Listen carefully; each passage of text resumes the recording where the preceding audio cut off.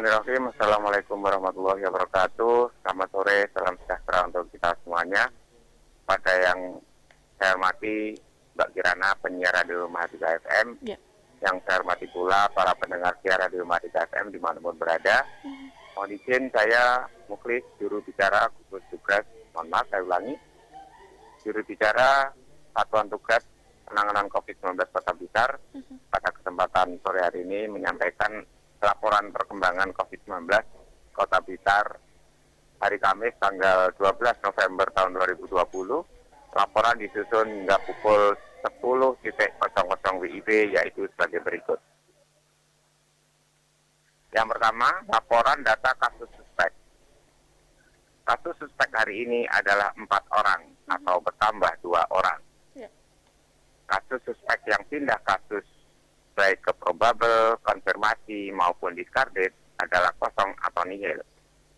Kasus suspek yang melakukan isolasi di rumah sakit rujukan COVID-19 adalah 3 orang dan isolasi mandiri adalah 1 orang.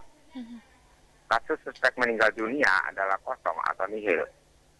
Kumulatif kasus suspek discarded adalah 268 orang atau tetap. Kasus suspek hasil PCR negatif yang sembuh kumulatifnya adalah 257 orang atau tetap. Kasus suspek discarded meninggal dunia hasil PCR negatif adalah 11 orang atau tetap. Yang kedua adalah laporan data kasus probable. Kasus probable hari ini adalah kosong atau nihil. Kasus probable dirawat di rumah sakit rujukan COVID-19 adalah kosong atau nihil. Kumulatif kasus probable meninggal dunia adalah 1 orang.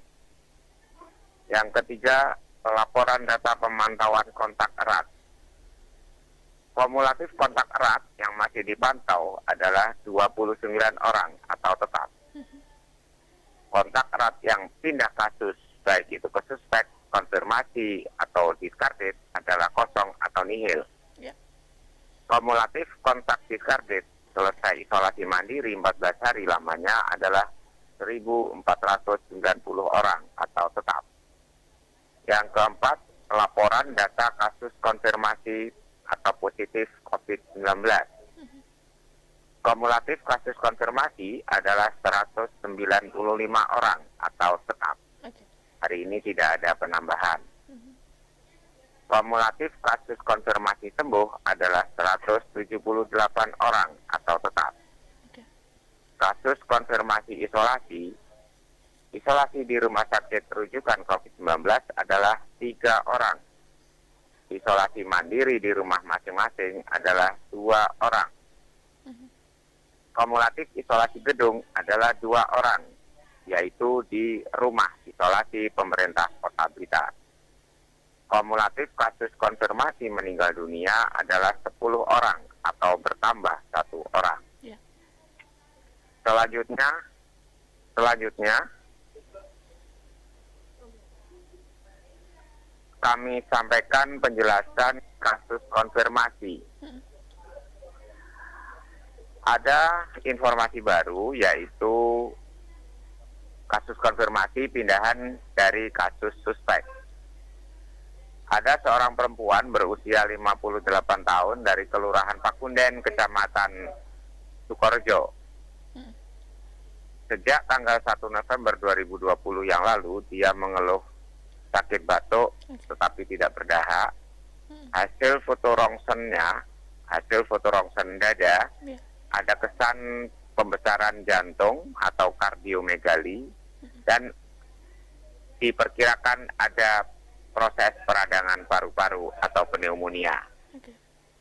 Pada tanggal 11 November 2020 kemarin, hasil PCR-nya positif. Dan tanggal 11 November 2020 tadi malam pukul 21.00 WIB, yang bersangkutan telah meninggal dunia. Itu yang pertama terkait dengan kasus konfirmasi. Yang kedua adalah terkait dengan kasus suspek. Ada informasi baru Yang pertama yaitu kasus suspek seorang laki-laki berusia 69 tahun dari Kelurahan Kepanjen Lor, Kecamatan Kepanjen Kidul. Sejak tanggal 8 November 2020 yang lalu, dia mengeluh sakit sesak, demam atau panas badan, dan batuk. Saat ini yang bersangkutan dirawat di Rumah Sakit Rujukan COVID-19 Kota Blitar sambil menunggu hasil pemeriksaan PCR-nya. Informasi kedua adalah kasus suspek seorang laki-laki berusia 70 tahun dari Kelurahan Bendogrit, Kecamatan Sanan Wetan. Sejak tanggal 11 November yang lalu, dia mengeluh mual, muntah, panas, sesak, dan batuk. Hasil pemeriksaan foto rongsen dada ada pneumonia di kedua paru-parunya. Saat ini yang bersangkutan dirawat di Rumah Sakit Rujukan COVID-19 Kota Blitar dan menunggu hasil pemeriksaan PCR. Sementara demikian Mbak Kirana yang dapat saya sampaikan. Baik, terima kasih Dokter Muklis untuk informasinya. Saya sedikit sedih juga ya dokter ya, ketika mendengar ada salah satu pasien yang hari ini meninggal dunia. Ini yang kemarin baru dinyatakan positif kemarin sebenarnya dokter ya? Iya betul. Namun karena memang ada keluhan-keluhan dokter, mungkin secara khusus ada pesan atau himbauan yang diperuntukkan bagi kasus suspek yang saat ini masih menjalani perawatan atau terhadap pasien konfirmasi yang saat ini juga sedang menjalani isolasi di rumah sakit rujukan seperti apa dokter? Iya, untuk secara umum, ya untuk masyarakat umum, siapa saja yang di anggota keluarganya ada yang usianya sudah lanjut, ya 60 tahun ke atas, atau bahkan kita pikirkan 50 tahun ke atas, kita waspadai, itu harus betul-betul lebih hati-hati dan lebih waspada. Juga kalau di anggota keluarganya ada penderita sakit kencing manis, tekanan darah tinggi, sakit jantung, ya. Sakit jantung macam-macam, bisa pembesaran jantung, bisa jantung koroner atau nyeri dada kiri yang terasa sakit saat beraktivitas. Awal-awalnya demikian, kemudian lama-lama ditambah ada sesak nafas. Nah itu sakit jantung koroner, kalau orang Jawa bilang angin duduk. Kemudian ada lagi sakit paru-paru, baik itu asma, sesak nafas karena alergi, atau karena TBC, atau karena bronkitis, atau sesak nafas ke paru-paru, gangguan paru-paru lainnya. Yang berikutnya ada sakit ginjal, ya, dan ginjalnya sakit, hatinya sakit, ya, dan gangguan imunitas tubuh. Nah itu harus lebih diwaspadai, karena orang-orang seperti yang saya sebutkan tadi, itu kalau terkena virus corona, akan lebih berisiko, seperti yang kemarin saya sampaikan. Nah, informasi baru yang meninggal ini, dia adalah usianya sudah lanjut, yaitu 58 tahun, dan memiliki penyakit penyerta.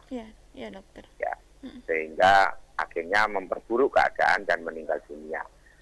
Khusus untuk para warga yang saat ini mungkin masih istirahat, isolasi, baik itu di rumah sakit, baik itu kasusnya masih suspek, ya masih diduga, atau yang sudah konfirmasi atau positif.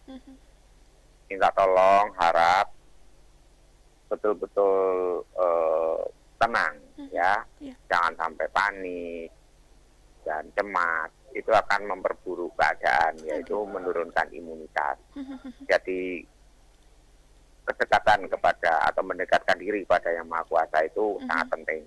Kedua, pertahankan imunitas tubuh, ya, dengan mengkonsumsi vitamin dan sebagainya yang dianjurkan oleh dokter yang merawatnya.